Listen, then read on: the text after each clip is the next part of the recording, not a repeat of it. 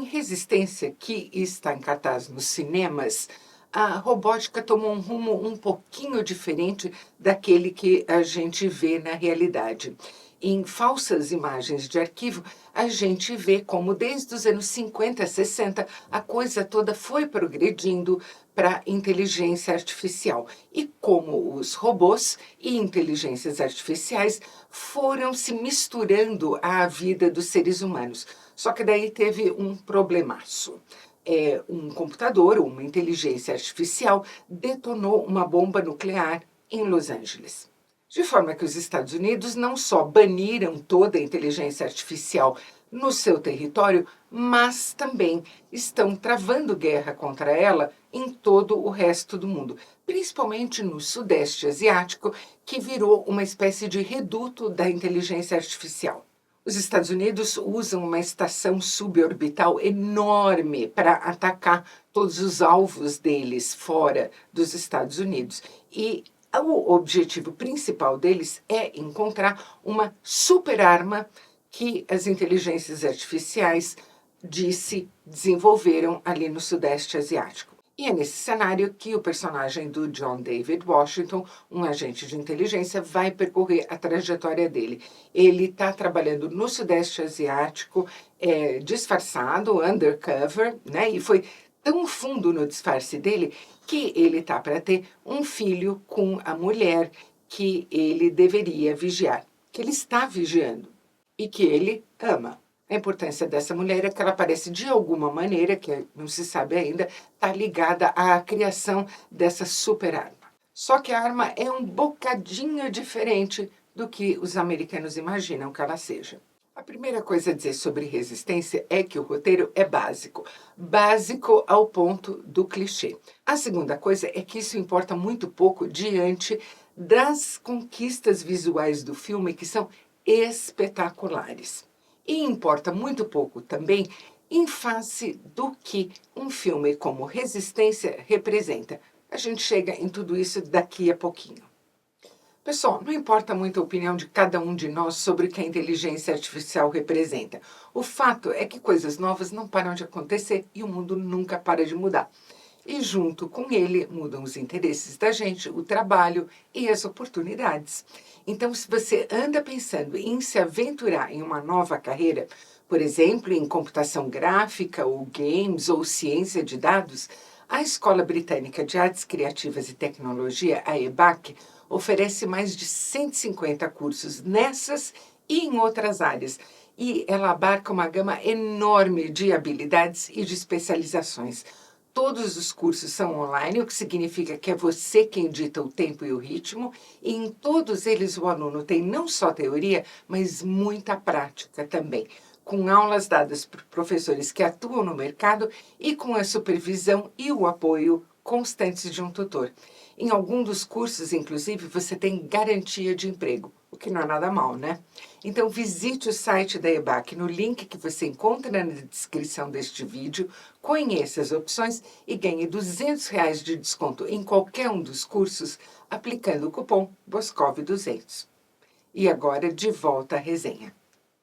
Quem dirige Resistência é o Gareth Edwards. É um inglês que está agora no quarto longa dele. Os dois filmes anteriores dele vocês conhecem muito bem. O Godzilla, de 2014. Eu, pessoalmente, não gosto daquele recheio do casalzinho se procurando, mas a parte que importa, a parte de kaiju, de monstro, essa é do Balacobaco.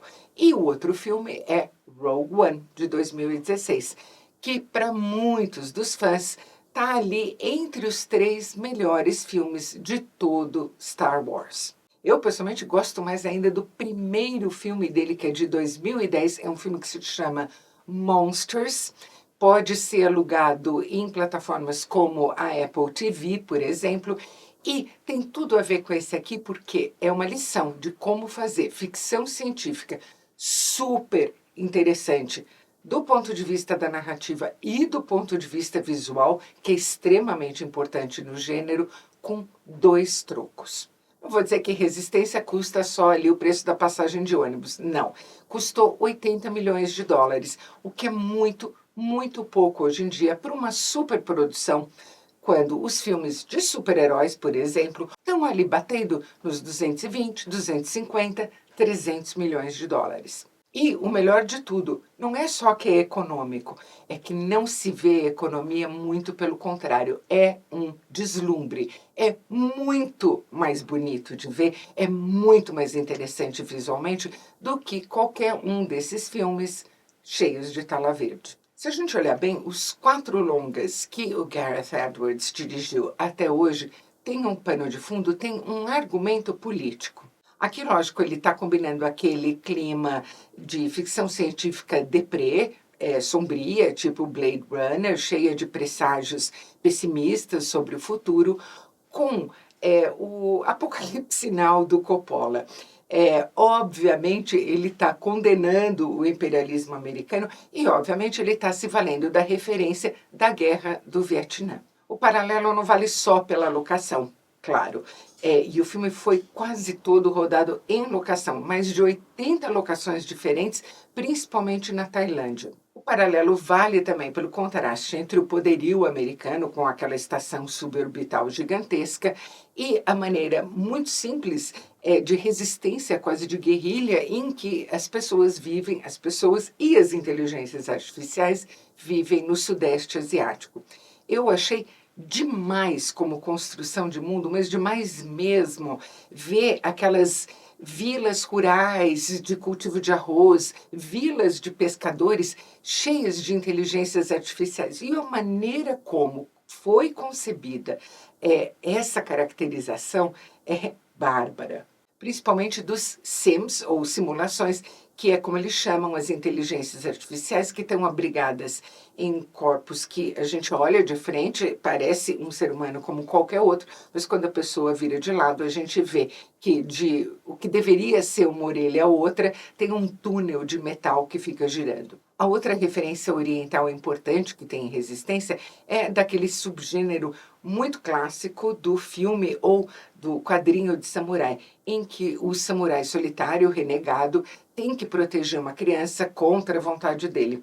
E a criança aqui é muito especial. Ela é um sim, um híbrido de humano e cibernético, mas é o modelo mais avançado, mais perfeitamente afinado e sofisticado que já foi criado. Eu não estou contando novidade para ninguém se eu disser que desde o momento em que o John David Washington conhece essa criança tão peculiar, ele começa a se afeiçoar a ela até deixar que todo o desejo de proteção, todo o amor paterno dele aflore. Não poderia ser diferente porque essa atriz que o Gareth Edwards encontrou, a Madeleine Yuna Voiles, é perfeita. Ela é uma criança boa, uma criança inocente, uma criança que não sabe que não é humana ou que não consegue perceber a distinção entre ser humano e não ser. Ou seja, mais um lugar comum, né? Mas a interpretação da Madeleine, não é lugar comum. Porque ela é serena, ela é plácida, ela é contida. E tem um ponto no roteiro que para mim está meio engasgado até agora. Uma inteligência artificial detonou uma bomba nuclear em Los Angeles. Por quê? Isso nunca é explicado. É óbvio que não existe motivo que justifique a detonação de um artefato nuclear. Mas o que aconteceu exatamente? Qual foi o estresse que rolou ali? Isso é importante porque a gente precisa estar investido na ideia central que está sendo expressa por essas simulações, esses robôs e essas inteligências artificiais. É a ideia de que a gente está numa fase pós-humana, nesse futuro não tão distante que o filme retrata. As criaturas cibernéticas que a gente vai conhecer de fato em Resistência são algo muito interessante, que eu achei muito bonito. Elas são, na verdade, mais do que uma simulação de humanidade, elas são uma preservação de algo melhor que a humanidade foi perdendo. Essas criaturas são, digamos assim, as guardiãs dos bons anjos, dos bons instintos da humanidade. E eu passei o filme todo tendo um bocado de dificuldade de conciliar isso que estava sendo apresentado com aquele evento que deflagrou a intolerância americana às inteligências artificiais. Mas é assim, eu falei e repito, Esses problemas do roteiro, os clichês, as coisas mal explicadas, são muito pouco diante dessa concepção e construção de mundo que o Gareth Edwards apresenta aqui. O filme tem um ótimo elenco, além do John David Washington e da incrível Madeline, a gente tem o Ken Watanabe, sempre muito bem, a Gemma Chan, que é uma presença muito legal e muito calorosa no filme, que explica muita coisa. E eu gostei particularmente da Allison Janney, que está ali invadindo o Sudeste Asiático com a mesma disposição e a mesma miopia com que os Estados Unidos conduziram toda a guerra no Vietnã entre os anos 60 e 70. O que importa para mim é o seguinte, essa ideia de um filme que tem tudo para atrair as pessoas ao cinema, porque ele deve ser visto no cinema, com um orçamento tão modesto e um resultado tão acima da média do ponto de vista de produção. Se a gente juntar essa ideia de resistência com o que aconteceu algumas semanas atrás com Barbie e Oppenheimer, aí eu começo a ter fé que, não, felizmente, o filme de super-herói não é mais a única coisa que a gente vai ter para ver no multiplex. Se você gostou desse vídeo, não se esqueça de curtir, inscreva-se no canal e clique no sininho. E a gente se vê no próximo vídeo.